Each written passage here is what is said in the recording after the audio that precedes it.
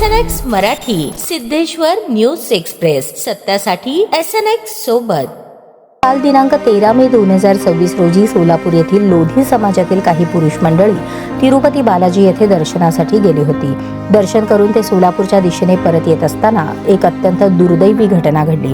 प्रवासादरम्यान सोबत असलेल्या मंडळींपैकी सुनील छगनसिंग कजाकवाले हे थुंकण्यासाठी रेल्वेच्या दरवाजाकडे गेले, मात्र ते परत आलेच नाहीत।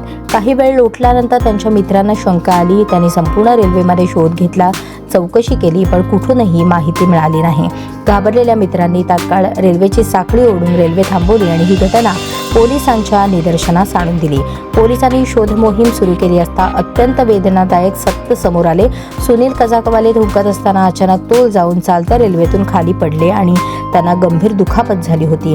त्यानंतर त्यांना वैद्यकीय तपासणीसाठी नेण्यात आले, मात्र डॉक्टरांनी त्यांना मृत घोषित केले। ही बातमी नातेवाईकांना समजताच संपूर्ण लोधी समाजात शोककळा पसरली।